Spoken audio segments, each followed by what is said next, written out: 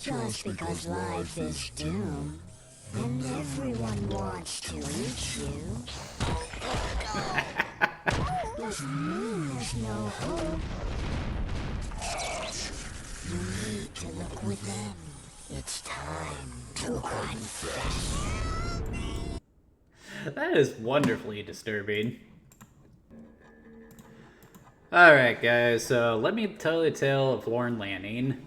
Talk about a guy who was not set up for any kind of success in his early life. The guy just came from a very dark upbringing, and it didn't seem like he was the kind of person who was going to amount to anything.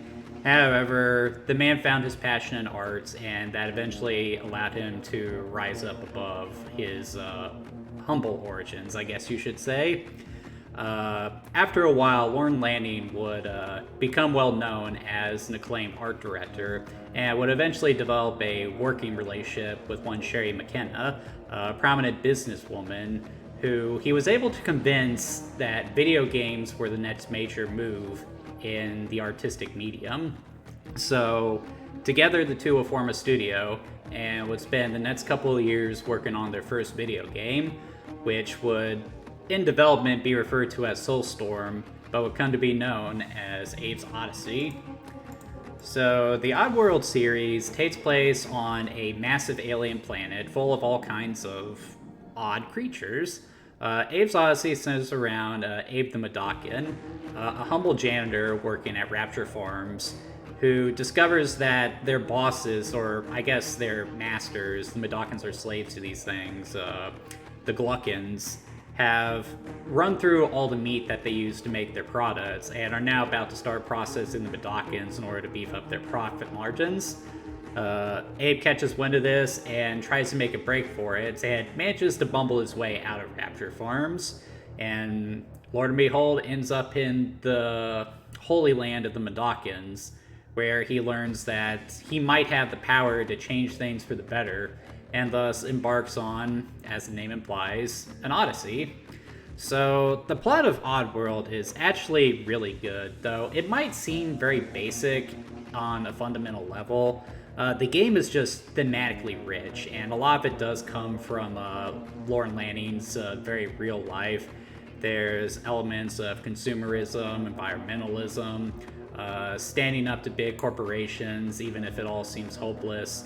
And, it just all feels very genuine. I remember watching an interview with Lorne Lanning, and he talks about how if you get up on a soapbox and try to preach to people about how the world should be, they're not going to listen, they're just going to walk away. But if you entertain them with art, story, music, and stuff like that, then people actually sit down and they will take what you are saying to heart. And Oddworld is very much in line with that. The game gets its point across very effectively and subtly as well. It's also supported by, of course, Lorne Lanning's amazing art design. All the different machinery, the design of the creatures, it's all very odd, it all looks very strange, but it also looks practical in a sense. Even today, Oddworld just looks amazing. It's one of my go-to examples of video games as an art form. It's just so good in its presentation. Even the in-game graphics, with the pre-rendered sprites and animation, it just works really well. And it's cool how the pre-rendered backgrounds sort of mesh up with the 2D levels in the game, so it never feels like you're going from a pre-rendered cutscene to gameplay like is the case with so many other Oddworld games. The sound design is also equally odd. Oddworld is a game that is heavy in regards to its atmosphere, and that goes for its soundtrack as well.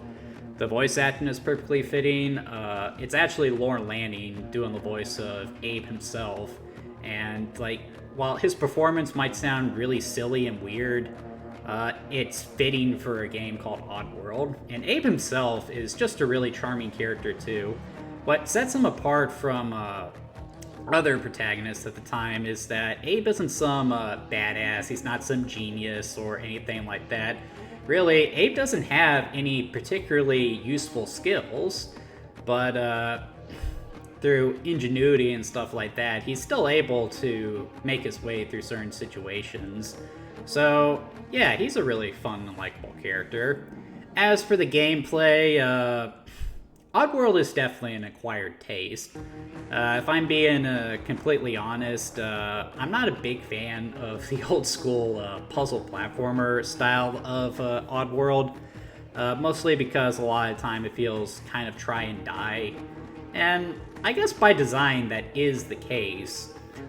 Essentially what the game is a 2D platformer where you're just trying to make your way from point A to point B, occasionally having to solve puzzles, find a way to get around enemies, and do all that stuff.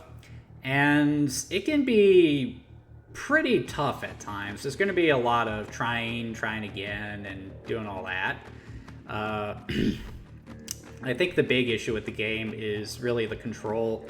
The whole thing is pre-rendered, so the animations are preset. So, for example, as Abe is running, he'll only jump at a certain point in the animation. So, if you mistime your button press and it doesn't match up to where you want to, odds are you're just gonna run right off the edge and likely into a bottomless pit. Abe can also possess enemies and turn them against each other, though the Gluckins have all kinds of countermeasures to prevent him from doing that, so oftentimes you gotta work around that stuff. You can't always rely on it. It is a very tough, and it's going to be difficult for a lot of people, but if you stick with it, you will find that it is a very rewarding experience. While Oddworld is going to feel very strange to the modern gamer, it does feel fair. When you die, you're typically sent back to like a few screens before you started, so it's not like they expect you to play long sections of game again and again. There are no lives, so you can die as many times as you want. The only thing that I don't think really works all that well is interacting with the Medokins, who you have to lead to safety as the game goes on if you want to get the best ending. But you can only lead the Medokins around one at a time, and they're always falling one step behind you, so it's very easy for them to meet their end because one of your button inputs are off, and that's not only going to hurt your chances of getting the best ending in the game, but that's also going to make you feel really bad too. That is part of Oddworld's charm. For such a weird and cartoony game, it is kind of amusing how dark it is. So, despite concerns that Oddworld wouldn't do terribly well at retail, it was actually a pretty big success when it came out. It was so successful that the game's publisher, GT Interactive, actually requested that Oddworld Inhabitants, the team behind this game, do a sequel in time for the holiday season. Now, Oddworld took years to make, and when GT Interactive asked for that, they had less than a year to make the game. So after a long period of crunch, they released Oddworld Abe's Exodus, which really was more the same compared to the first Oddworld game, but it did make some key improvements, namely improving on the GameSpeak aspect of it. You can interact with more Medokins this time, and expanding the gameplay in a lot of meaningful ways. I definitely prefer Abe's Exodus from a gameplay standpoint, but I think I prefer the atmosphere of Abe's Oddysee, so it definitely depends on what you're really looking for out of these games. Both Oddworld, Abe's Exodus, and Abe's Oddysee were really popular on the PlayStation, so a lot of fans were really excited for the series to continue on the PlayStation 2, but that's unfortunately where Oddworld Inhabitants miscalculated. Wanting to work with the best technology possible, they opted to move development to the new Xbox console. And it didn't work out too well for them. While the first game they did, Oddworld Munch's Odyssey, was actually a big hit at retail due to the fact that it was a launch title for the Xbox. critics weren't really too pleased with it, and many people thought it was a pretty lousy attempt to bring the game into 3D. It also didn't help that everyone forgot about it as soon as Halo came out and just took over the Xbox brand. Realizing that they weren't going to make much of a splash with the puzzle platformer style that they had pioneered with Abe's games, they decided to shift gears for the next Oddworld game, Stranger's Wrath, which was more of a action first-person shooter platformer hybrid. And while that might sound like a sharp change compared to the rest of the series, Stranger's Wrath was just outstanding too. This is another one of my all-time favorite video games.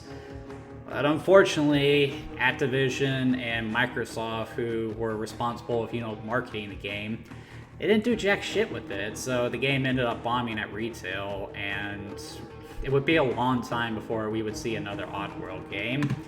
And that wouldn't come until, I think, 2014 with Oddworld New and Tasty, which was a remake of Abe's Oddysee. This was a pretty good game, I would say. If anything, it was just great to see Lauren Lanning's artwork presented in HD. And they would continue that with the remake of Abe's Exodus called Oddworld Soulstorm, which was one of the more underrated games to come out in the past couple of years. I don't know if Oddworld Inhabitants is planned to do a remake of Munch's Oddysee. That would certainly be welcome if they can improve upon the gameplay in a meaningful way. But at this point, I would honestly love to see the next game in the Oddworld Pentology. The next game in the series after Munch's Oddysee. But it's probably not going to happen. Oddworld Inhabitants really should have just stayed on the PlayStation. I know that, for graphics this good, with this much art, they would want to work with the best technology possible. But you also have to think about marketing, and, the fan base for the series was on PlayStation.